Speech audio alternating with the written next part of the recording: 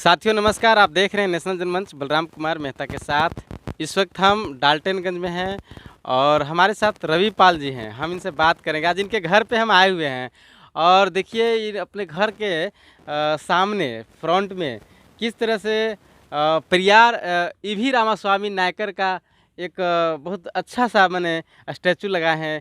और ये है बहुजन समाज में जो हमारे लोग हैं, अब जागृति आ रही है धीरे धीरे, उसका ये परिणाम है। सामने देखिए महारानी अहिल्याबाई होलकर का जो है एक स्टैचू लगा हुआ है। ये जो है ना एक नई जो है पहल है हुई है और जिससे समाज में एक बड़ा बदलाव नज़र आ रहा है। आज लोग जाग रहे हैं, लोगों के अंदर यह चेतना जग रही है अपने महापुरुषों के प्रति, उनका सम्मान, इस तमाम चीज़ देखने को मिलता है।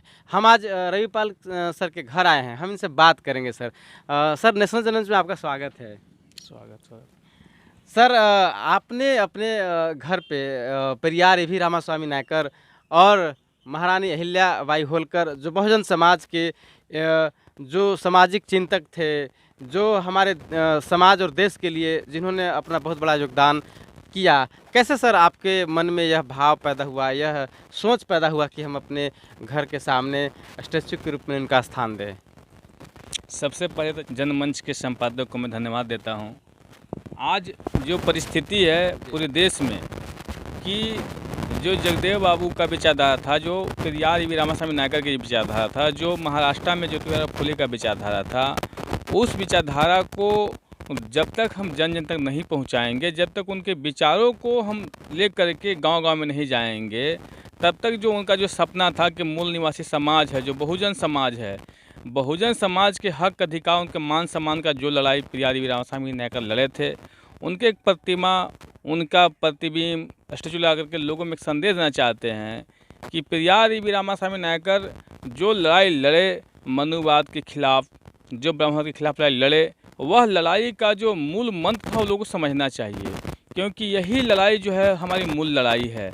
जब तक हम इनके बातों को नहीं समझेंगे तब तक हम समतावादी, मानववादी समाज नहीं बना पाएंगे। तो उनको विचारों को खास करके जहां हम बनाए हैं पलामू में यहाँ ब्राह्मणवादियों का गढ़ है, समानतियों का गढ़ है। इस गढ़ में हम इनके विचारों को कैसे जन तक पहुँचाएँ, इनके विचारों को पहुँचाने के उद्देश्य से हमने यहाँ इनका प्रतिमा लगवाया है। रवि सर आप जो है से इस तरह के मूवमेंट से कैसे जुड़ पाएँ? हम इस तरह का मूवमेंट जब हम यहाँ पलामू में खास करके रहते हैं, यहाँ जो हम सामंतियों का जो शोषण जुल्म है, उस शोषण जुल्म के बारे में जब हम अम्बेडकर साहब की किताबों को पढ़े, जब हम ज्योतिराव फुले किताबों को पढ़े, तब हमको लगा कि इस देश का आज़ादी का सच्ची लड़ाई यही लोग लड़ रहे थे और बिना उनकी लड़ाई लड़े हम मूल निवासी समाज को आज़ाद नहीं करा सकते हैं।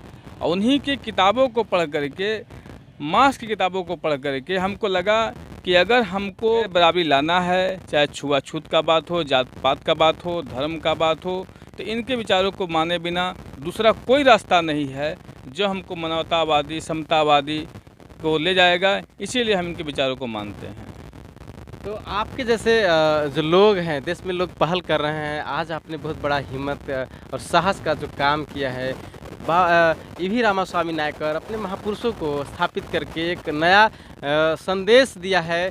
और चूँकि आज तक हम लोगों ने देखते आए हैं कि मंदिर हुआ करता था दरवाजे के सामने, आज पहली बार ऐसा लगा कि लोग जाग रहे हैं और अपने दरवाजे के सामने जो स्थान है अपने महापुरुषों का, जिससे लोग प्रेरणा लेते हैं, तो उसको जो है स्थापित करने का काम किए हैं। सर आप हमारे जो दर्शकगण हैं उनको सर क्या मैसेज देना चाहेंगे, क्या संदेश देना चाहेंगे? हम इस बात में मेरा ये कहना है कि लोग अपने दरवाजे पर देवी देवताओं का, कहीं पर शंकर भगवान तो कहीं बजरंग बली का लोग जो है से प्रतिमा मूर्ति लगवाते हैं और उन पर भरोसा करते हैं कि नहीं हमारा दुख का सब यही दुख हरेंगे, लेकिन इसे कहीं होता नहीं दिखा। सबसे उसका ताज़ा उदाहरण है इस देश में कि जब कोरोना आया, तो कोरोना जब आया तो आप देखेंगे कि इस देश में सिर्फ हिंदू धर्म के नहीं बल्कि सभी धर्म के देवी देवता जो हैं, चाहे वह इस्लाम का हो, ईसाई का हो, सिख का हो, तमाम लोगों का जो बड़े बड़े धार्मिक स्थल है वो बंद कर दिए गए।